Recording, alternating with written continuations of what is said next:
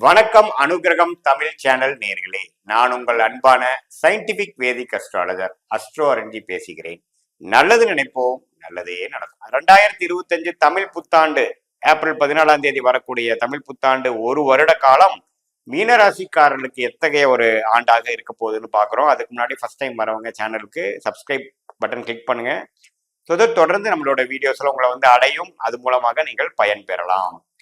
இப்ப பாத்தீங்கன்னா மீன ராசிக்காரர்களுக்கு தமிழ் புத்தாண்டு 2025 ஏப்ரல் 14 ஆரம்பிக்கும் பொழுது மே மார்ச் 29 பாத்தீங்கன்னா சனி பெயர்ச்சி ஆகி ராசிக்குள்ளேயே சனி ஜென்மசனி 2 வாரங்கள் கழித்து தான் தமிழ் புத்தாண்டு பெறுகிறது.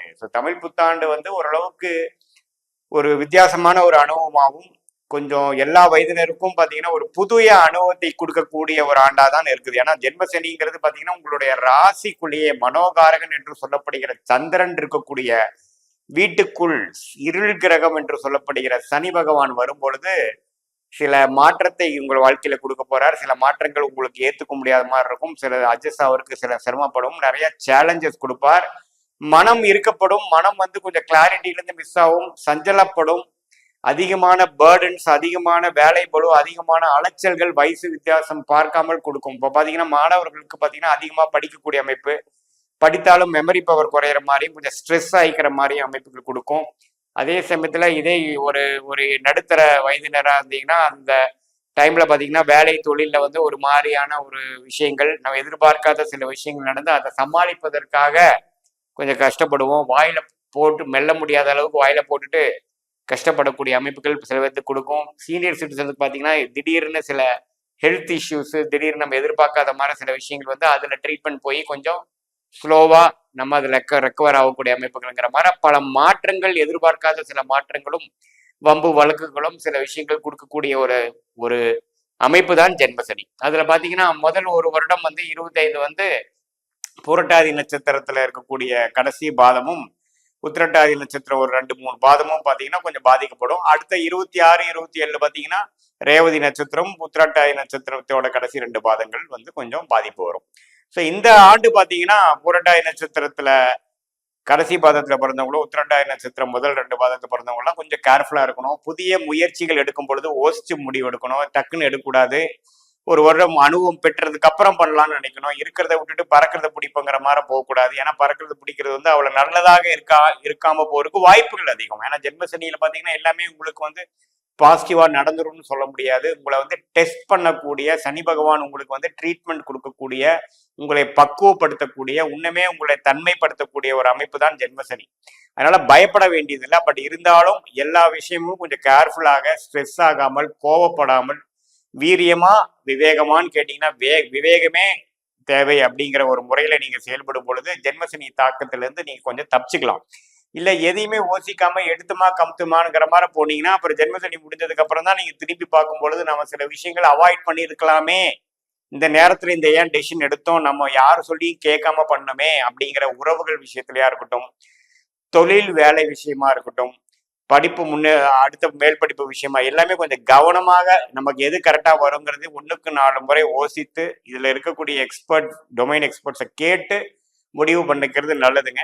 நாம நினைச்சுக்கிறதா கரெக்ட் நினைச்சு செயல்படும் பொழுது நமக்கு கிளாரிட்டி இல்லாம செயல்பட்டோம் அப்படிங்கிறது அப்புறம் தான் தெரியும், இப்ப தெரியாது.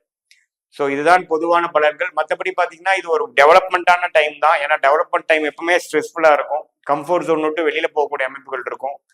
ஃபினான்ஷியல் விஷயங்கள் கொஞ்சம் நெருக்கும். வம்பு வழக்குகள் கொஞ்சம் ஒரு கடுசா இருக்கும். அது மாதிரி விஷயங்கள் சனி ராசிக்குள்ள வரும்பொழுது கொடுக்குறார்.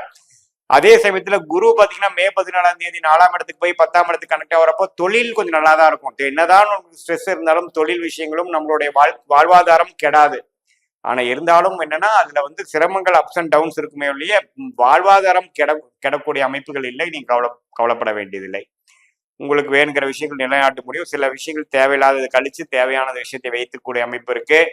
அதே சமயத்துல ராகு 12ஆம் இடத்துக்கு மே 19 கேது 3ஆம் இடத்துக்கு வர்றது பாத்தீங்கன்னா நல்ல ஒரு ஒரு திடீர் பண வரவு, ஒரு ஒரு வெளிநாடு மூலமாக ஒரு நல்ல ஒரு ஒரு ஒரு மேன்மை, ஒரு சுபவிரயம் செய்து சில பிரச்சனைகள் சால்வ் பண்ணிக்கிறது, குடுக்கல் வாங்கல ஓரளவுக்கு கேஷ் ஃப்ளோ வர்றது, அந்நியர் மூலமாக சில பெனிஃபிட்ஸ் வருகிறது, இம்போர்ட் எக்ஸ்போர்ட் துறையில் இருக்கிறவங்களுக்கு நல்ல மேன்மை, வெளிமாநிலம் வெளிநாடு டிராவலிங் கொடுக்கக்கூடிய அமைப்பு, அது மூலமா சில பெனிஃபிட்ஸு, வெளிநாட்டில் வாழ்றவங்களுக்கு ஒரு அருமையான ஒரு அமைப்பு, இதுவரை எதிர்பார்த்துட்டு இருந்த விசா கிடைக்கிறது, பிஆர் சிட்டிசன்ஷிப் எதிர்பார்க்குறவங்களுக்கு கிடைக்கிறது, அது மாதிரி நல்ல பலன்களும் உண்டு அப்படிங்கிறது நம்ம தெரிஞ்சுக்கணும்.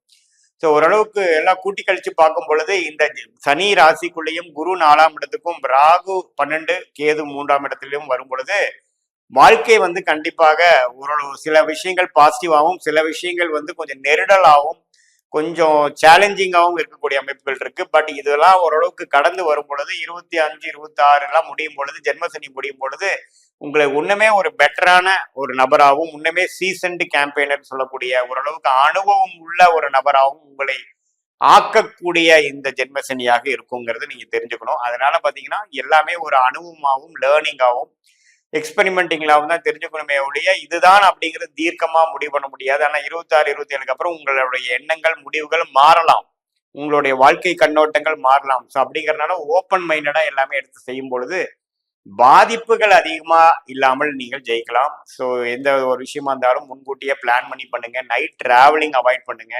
காலையில கொஞ்சம் நேரமா எந்திரிச்சு குளித்து கொண்டு சில பிசிக்கல் உடல் பயிற்சிகள்லாம் செய்து கொண்டு நம்ம கொஞ்சம் கிளாரிட்டியா உடம்பையும் மனசையும் சுத்தமா வச்சுக்கும் பொழுது இந்த ஜென்மசனியில வரக்கூடிய கிளாரிட்டி இல்லாத சிந்தனைகள், ஆங்ஷைட்டி, அதாவது திடீர்னு ஒரு ஒரு மாதிரியான பயம், எப்படி சமாளிக்க போறங்கிற ஒரு விஷயங்கள், ஆங்ஷியஸ் மூமெண்ட்ஸ், ஸ்ட்ரெஸ் ஆகிறது, டென்ஷன் ஆகிறது, இதெல்லாம் கொஞ்சம் கண்ட்ரோல்ல இருக்கும்.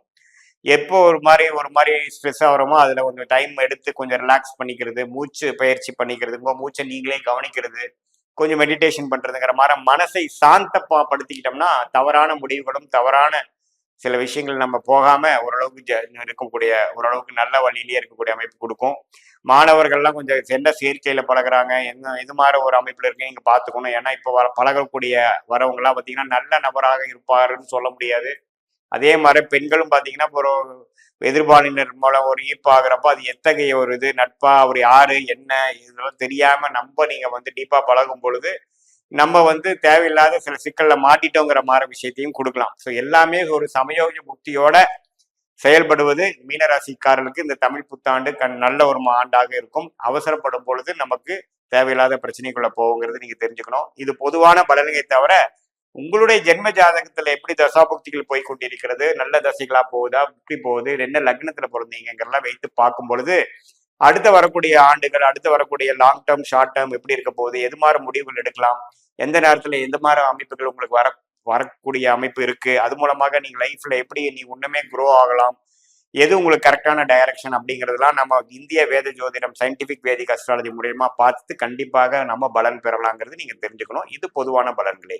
மீண்டும் மற்றொரு காணொலியில் சந்திப்போம். நன்றி, வணக்கம்.